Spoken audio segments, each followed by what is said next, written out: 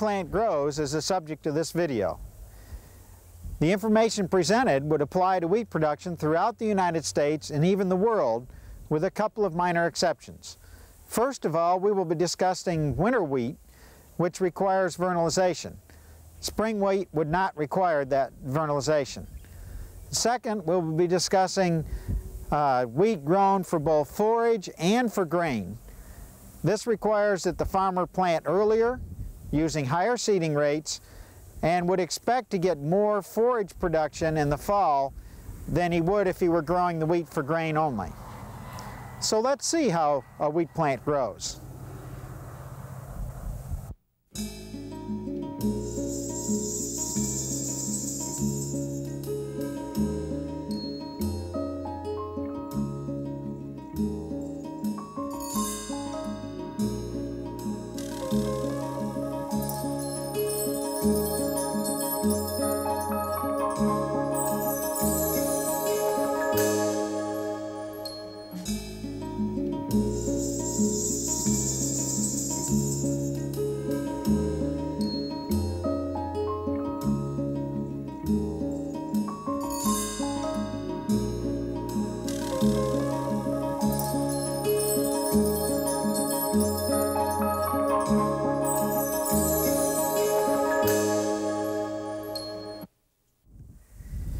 Every farmer hopes to have a nice looking wheat field like this. There's a lot that goes into producing a good crop of wheat. First of all, there are many management decisions a farmer has to make, and then he has to depend on the weather to cooperate. Two particular events have sparked my interest in developing this video. First of all, many producers have had difficulty determining when the wheat is in growth stage 8 to 9, which is the time that's appropriate for application of the most popular foliar fungicide that's being used in Oklahoma right now. And then second, I've learned that many people have trouble determining when the wheat plant has begun to joint. And it's important for wheat producers to be able to identify when wheat begins to joint, because it's at that time that they need to make a decision of whether they're going to pull cattle off of wheat pasture to get both maximum grazing potential and maximum grain yield.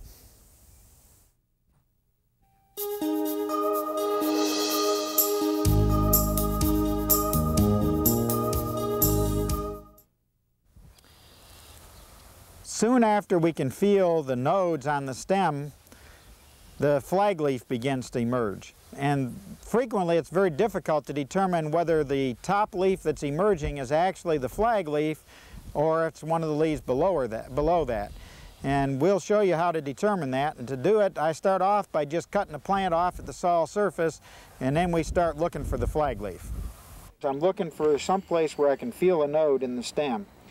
And I can feel one right here, and you can probably, I don't know if you can draw in tight enough to focus on the bump on the stem right there.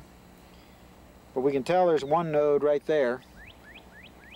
And then if I feel on up farther, I don't feel another one, maybe one right in here. But so what I'm going to do is cut it off just above where I could obviously tell that node. And then what I'm going to do is try and strip the leaves off and then unroll leaves. But before I do that, I want you to see that there is one little leaf just barely poking out of the top of this. And the question is, do we have another leaf that's still inside of this one? Or is this the top leaf, or what we call the flag leaf, that's starting to emerge? And the reason this is important is for most of the foliar fungicides now, it's recommended that they be applied from the time that the flag leaf starts appearing until the flag leaf is fully expanded. So it's critical to be able to identify if this is a flag leaf or if there's still another one inside. What I'm trying to do now is just peel off this leaf, and you got to be real careful or you'll break off what you're working with. This one looks like it's going to come off pretty easy, but the next one won't be so easy. Usually once you get them started, you can roll it right on out. Okay. Now I can see that there is another node right here, but it's probably, you can see it just barely with a human eye. And so right above that node is where this next leaf up is going to be attached. And so somehow, if you work it long enough, you can find out there's some place where they start the roll here. So I'm going to just rip off part of this until I can get it to roll.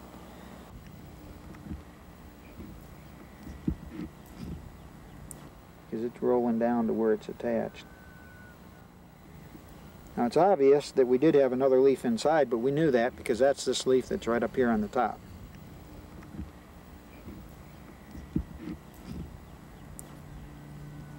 So we'll pull that one on out. Now we're down to the real fun. Now, we'll see if we can get this one to unroll just as nicely, and this one's starting nice. And see, it doesn't take you but a minute to realize, can you see the head? So when I pulled this leaf off, all we had was that little tiny head. Again, we got our node down here, right at the tip of what I'm working with. And we've got a fairly large leaf, but when we unroll it, from what we can see, we can't tell that there's another leaf in there yet. So, again,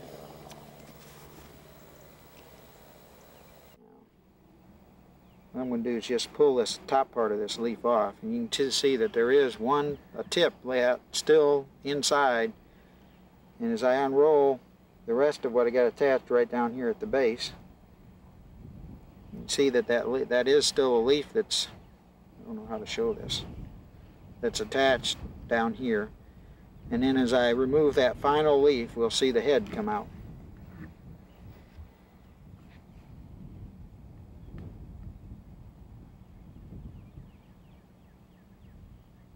Okay. And there's a little tiny head that's inside.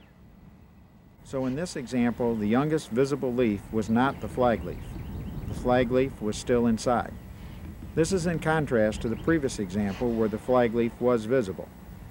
This stage, when the flag leaf is emerging, is growth stage 8, which is frequently referred to on foliar fungicide labels.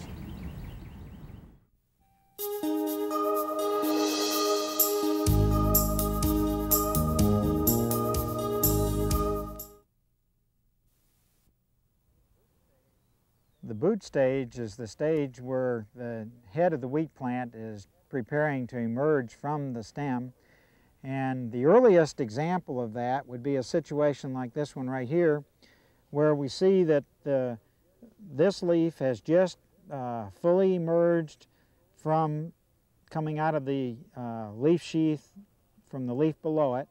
The reason we can tell that it's fully emerged is we can see the leaf collar, this lighter colored area between the leaf blade and the leaf sheath. So that leaf is fully emerged, and that represents the beginning of the boot stage when that's the uppermost leaf on the plant. Now an example of the later part of the growth stage, which would be the termination of the boot stage, is when we start to see the awns emerging from the flag leaf itself.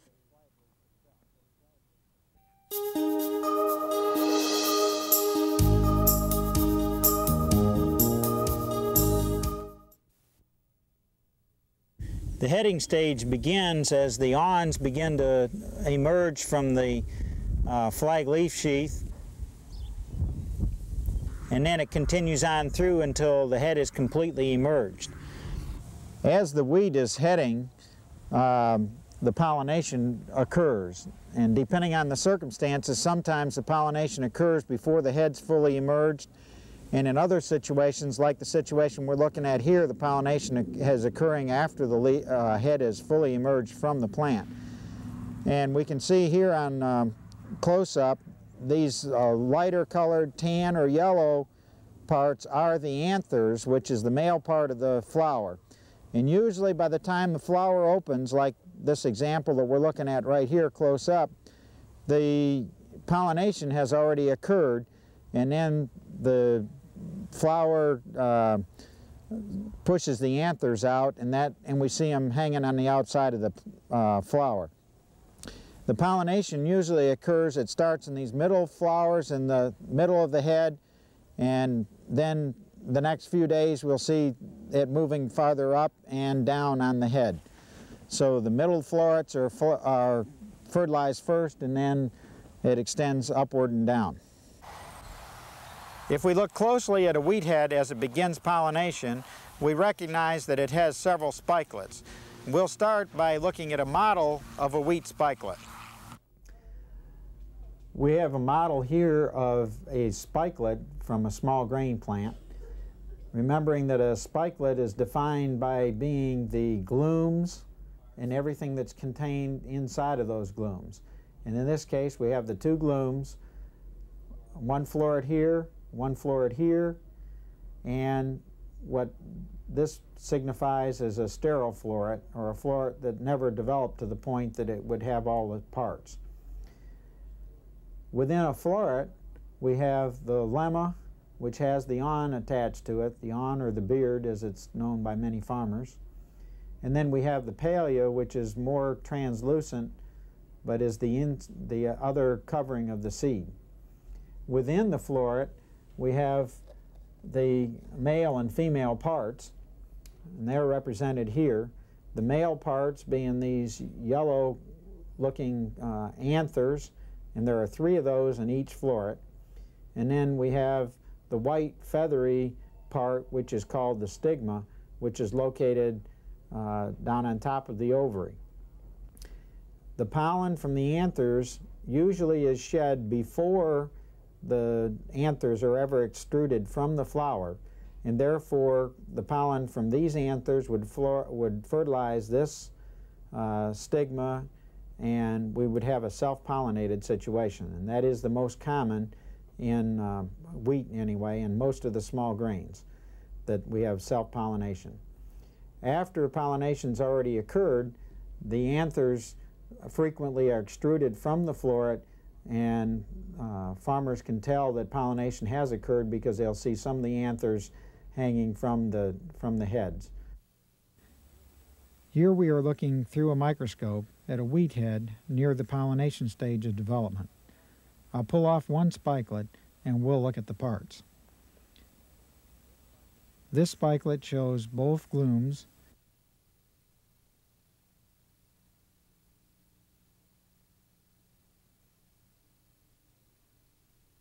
and 1, 2, 3 florets. Remember from the model, the floret has the lemma, which I am holding on the left, and the palea, which I will pull away on the right to reveal the male and female parts of the flower. Now, as we look at an actual ovary, stigma, and 2 anthers under a microscope, the background is a metric ruler and our field is about 5 millimeters long. Here we're pointing out the ovary, which almost looks like a very, very immature seed. And this is the first anther, and then the second anther over here. And the plant normally the flower has 3 anthers, but one of them was destroyed when we dissected this out. And then finally we'll point out the stigma, which is this feathery looking piece here, and there's another part of it over on the right-hand side. Once pollination has occurred, the grain filling stage begins.